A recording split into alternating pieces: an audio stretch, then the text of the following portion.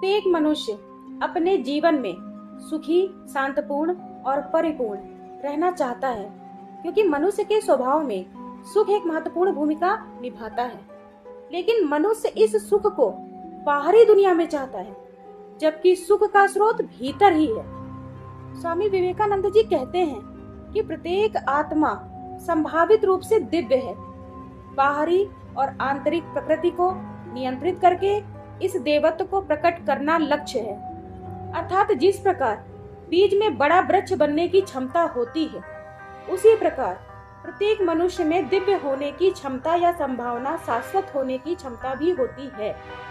और इस मानव जीवन का लक्ष्य हमारी प्रकृति को नियंत्रित करके अपने भीतर इस अंतर्निहित दिव्यता को प्रकट करना है। इसी बात को जारी रखते हुए स्वामी विवेकानंद जी कहते हैं कि इसे काम या पूजा या मानसिक नियंत्रण या दर्शन द्वारा, एक या अधिक या इन सभी के द्वारा करो और मुक्त हो जाओ। यही संपूर्ण धर्म है।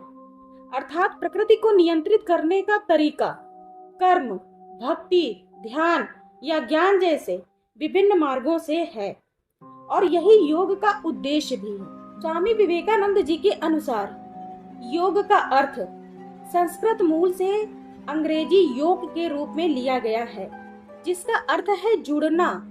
हमें वास्तविकता से जोड़ने के लिए, भगवान से जोड़ने के लिए, अर्थात समस्त मानव जाति का अंतिम लक्ष्य, सभी धर्मों का लक्ष्य और अंत केवल एक ही है। हमारी वास्तविक प्रकृति, आत्मा, देवत्व, ईश्वर से फिर से मिलाना और लक्ष्य तक पहुंचने के लिए नियोजित विधि दोनों ही योग कहलाती है। परंपरागत रूप से कई लोगों की मानसिकता में योग का अर्थ है पेस्टुअल योग, जो कि आसन को संदर्भित करता है। ध्यान का अभ्यास करते समय उपयोग किया जाता है। हालांकि आधुनिक आसन योग में ध्यान शामिल हो भी सकता है और नहीं। शारीरिक स्वास्थ्य के लिए स्वयं आसनों का उपयोग किया जा रहा है। महर्षि पतंजलि के अनुसार योग का अर्थ है योगा चित्त वृत्ति निरोध, अर्थात मन की सभी वृत्तियों का निरोध, अर्थात मन को शांत करना योग कहलाता है। जो स्वामी विवेकानंद के दर्शन के करीब हैं, वो कहते हैं कि योग ईश्वर प्राप्ति से संबंधित है। शारीरिक स्वास्थ्य हालांकि महत्वपूर्ण है, पर केवल सहायक मात्र है। स्वामी विवेकानंद जी कहते हैं कि योग सिखाता है कि आत्मा है और इस आत्मा के अंदर ही हमारी सारी शक्तियां निहित हैं, या पहले से ही मौजूद है। और अगर हम इस शरीर पर अधिकार हासिल कर सकते हैं, तो सारी शक्ति सामने आ जाएगी। सारा ज्ञान आत्मा में है। लोग संघर्ष क्यों कर रहे हैं? दुख को कम करने के लिए। सारे दुख हमारे शरीर पर अधिकार न होने के कारण ही होते हैं। इस प्रकार आप अपने शरीर पर अधिकार करें तो दुनिया के सभी दुख और कष्ट दूर हो जाएंगे। संसार के सारे दुख इंद्रियों में ही हैं। दुख और सुख केवल इंद्रिय परायण व्यक्ति के ही हो सकते हैं। योग इंद्रियों, इच्छा और मन को नियंत्रित करके सापेक्ष ज्ञान से परे जाना है, इंद्रिय जगत से परे जाना है। और यही योग का विषय भी है कि उस परमात्मा को भीतर और बाहर कैसे देखा जाए। ईश्वर से जुड़ने के लिए ऐसे कई योग हैं या विधियां हैं, लेकिन उनमें से 4 प्रमुख हैं। नंबर 1 कर्म योग, नंबर 2 भक्ति योग, नंबर 3 राजयोग और नंबर 4 ज्ञान योग। तो आइए जानते हैं कर्म योग है क्या।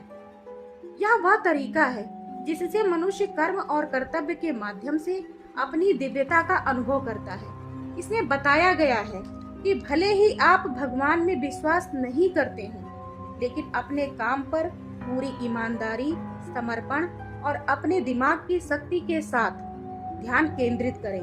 फल की चिंता न करें, कर्म का फल प्रभु पर छोड़ दें।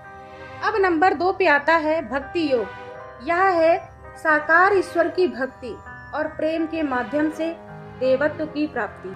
यह आंतरिक शुद्धि की प्रक्रिया है। यह सिखाता है कि प्रेम सभी मनुष्यों के लिए महत्वपूर्ण तत्व है। प्रेम शुद्ध और वैश्विक है, लेकिन अहंकार इसे दूषित करता है। और काम, लालच, ईर्ष्या और क्रोध जैसे नकारात्मक तत्वों को बाहर निकालता है। अब नंबर 3 पे आता है राजयोग। यह है मन के नियंत्रण से देवत्व की प्राप्ति। यह अपने भीतर स्वयं के ज्ञान की ज्योति को प्रज्वलित करके देवत्व प्राप्त करने का प्रयास करता है। अधिकांश साधकों के पास इस मार्ग का अनुसरण करने के लिए, उसे बलिदान करने के लिए धैर्य और दृढ़ता नहीं होती है जिसकी उसे आवश्यकता होती है। राजयोग इस बात को अस्वीकार करता है कि तर्क के मार्ग पर चलने से मन विकृत होता है। नंबर 4 पे आता है ज्ञान योग।